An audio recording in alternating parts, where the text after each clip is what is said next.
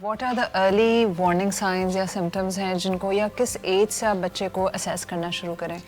From birth? देखिए from birth first 2 years जो बच्चे के होते हैं, पहले 2 साल बहुत इंपॉर्टेंट होते हैं। उसमें सबसे बड़ा फैक्टर ब्रेस्ट फीडिंग का भी आता है। दूसरा फैक्टर ये आता है कि आपको उनको स्क्रीन टाइम से जितना दूर रख सकते हैं रखें। और हमारे बच्चे आजकल पल ही स्क्रीन पे रहे हैं। हमारे उल्टा सिस्टम चल रहा है फिलहाल। देखिए उससे ये होता है कि माइलस्टोन डिलेज, बच्चे ने टाइम पे क्रॉल करना शुरू किया, पकड़ के चलना शुरू किया, बात करना शुरू किया। टीदिंग आजकल तो सबसे बड़ा कंसर्न ये होता है कि दांत बच्चों के टाइम पे आए कि नहीं आए। ये सारे माइलस्टोन डिलेज जो है कहीं ना कहीं हमें इंडिकेट करते हैं कि there can be a problem in future. ठीक है, बट वो फर्स्ट 2 इयर्स में कोई उसको नोटिस नहीं करता। वो कहते हैं बच्चे अलग-अलग होता है। बिल्कुल वो अननोटिस चले जाता है। फिर देन आपने जो बात कही थी कि बॉयज़ में फ़र्क आ जाता है, गर्ल्स में फ़र्क आ जाता है। कुछ लोग कहते हैं कि गर्ल्स बात करना जल्दी सीखती हैं, चलना बाद में करती हैं, बॉयज़ बात करना वाइस वर्सा कहते हैं। बट ये सारी चीज़ें आजकल स्क्रीन टाइम की वजह से बहुत ज़्यादा इफेक्ट हो रही है, जिसमें सबसे इम्पॉर्टेंटली आता है बच्चे की स्पीच डिले, कि बोलते वो देर से हैं। दूसरा आता है उनकी fine motor grip and gross motor grip. Oh my god, it's all because of screen. Yes, because see वो सिर्फ एक फ़ोन से इंटरेक्ट कर रहे हैं। They are not playing like हम लोग कितना खेले। छोटे बच्चों को हम बालकनी में लेके जाते थे, कुछ दिखाते थे बाहर की चीज़ें।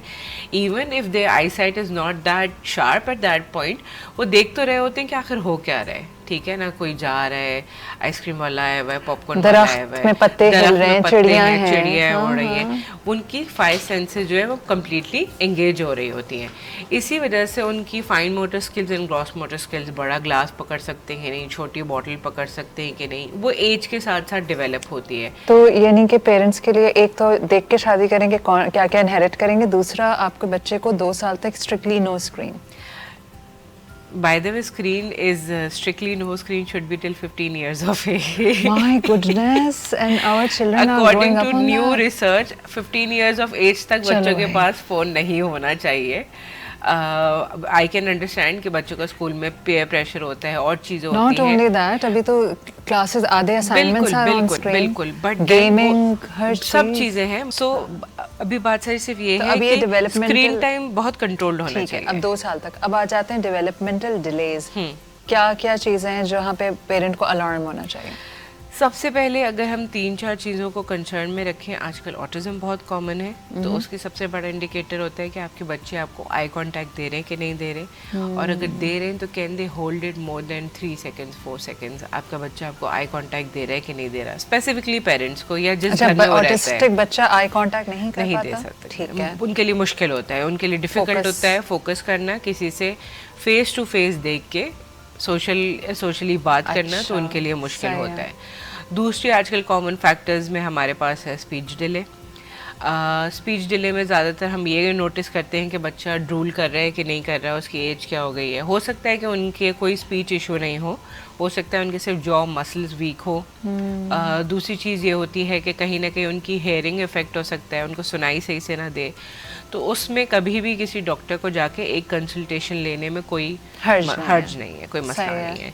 उसके अलावा डिसलेक्सिया वगैरह आपका, उसके अलावा जब बच्चे 3 इयर्स एंड हाफ की एज में जा रहे होते हैं तो फिर उनको यहाँ पे स्कूल एडमिशन्स के लिए उनको टेस्ट प्रिपरेशन कराई जाती है। वहाँ पे बच्चों को जब पढ़ने लिखने में मुश्किल हो, वो अल्फाज की पहचान नहीं कर सकते, उर्दू लैंग्वेज उनको समझ में नहीं आती, इंग्लिश सही से समझ में नहीं आती, मैथ्स उनके लिए बहुत डिफ़िकल्ट होती है, तो वहाँ पे कहीं ना कहीं सिम्टम्स आ सकते हैं कि एक बच्चे को डिसलेक्सिया हो या डिस्प्रेक्सिया हो।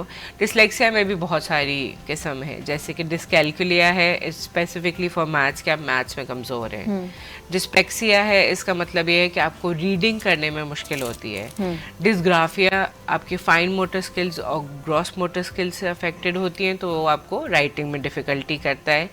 यानी आप कहानी पूरी सुना देंगे बट पेपर पे लिखने पे जब वो बात आएगी आप वो उसको लिख नहीं पाएंगे। तो ये बहुत सारी चीज़ें हैं जो 3.5 ईयर्स to 5 ईयर्स ऑनवर्ड्स पता चलती हैं। इसलिए बहुत इम्पॉर्टेंट आजकल के दौर में ये चीज़ भी है कि हम अर्ली एजुकेटर्स जो हमारी होती हैं, प्री प्राइमरी एंड प्राइमरी की टीचर्स, उनको भी इस बारे में एजुकेट करें। हाँ, मगर एक चीज़ का बहुत इम्पॉर्टेंट नज़र में रखना होता है कि आप किसी भी बच्चे को अपने बिहाफ पे डायग्नोस या लेबल नहीं कर सकते। ये आजकल का बहुत फेवरेट काम है लोगों का। इसको ADHD है, इसको ADHD है, है, ADD है, ये हाइपर है, इनको ADHD है, ये बोल नहीं पा रहा है, इसको स्पीच डिले है, ये इंग्लिश नहीं समझ पा रहा है, इसको डिसलेक्सिया है, ये बच्चा इस तरीके से बिहेव कर रहा है, हाइपर है, इसको ऑटिज्म हो सकता है। ये टीचर्स भी कर रहे हैं, लोग सोशली भी कर रहे होते हैं, which is not right. Inclusive schools better हैं या स्पेशल नीड्स के जो डेडिकेटेड स्कूल्स हैं वो होने चाहिए? What do you suggest? See, जैसे मैंने आपको बताया, हर इशू का 3 लेवल होते हैं, माइल्ड, मॉडरेट एंड सिवियर। ठीक है, सिवियरिटी में है तो ऑब्वियस सी बात है, एक बच्चे को अगर सिवियर ADHD है, उनको सिवियर ऑटिज्म है, तो उनके लिए उनके स्पेशल नीड्स स्कूल ही होते हैं। मॉडरेट में दे can go through therapy and counselling and everything through institute and other. जब माइल्ड सिम्टम्स हो तो एक बच्चा इंक्लूसिव स्कूल में आसानी से पढ़ सकता है, डिपेंडिंग के with a resource teacher, remedial teacher over there. And ये बात भी बहुत इंपॉर्टेंट है कि उनकी क्लास टीचर को इस चीज़ के बारे में या स्कूल को इस बारे में कितनी नॉलेज है और उनके अंदर कितनी विलिंगनेस है उस बच्चे को सपोर्ट करने के लिए। तो इट डिपेंड्स कि एक बच्चे का इशू माइल्ड है, मॉडरेट है, सिवियर है, and according to that they can go for inclusive schools, they can go for special schools, or they can go for centers.